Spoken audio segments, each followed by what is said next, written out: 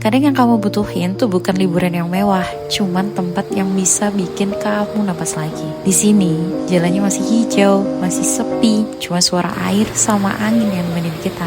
Setiap langkah tuh kayak pelan-pelan ngelepas beban, gak ada sinyal, tapi gak tahu kenapa justru ngerasa lebih nyambung sama diri sendiri. Kadang tenang itu gak perlu dicari jauh-jauh kok, cukup berhenti sebentar dan dengerin alam ngomong. Kalau kamu lagi butuh tenang, mungkin ini bisa jadi tempatnya.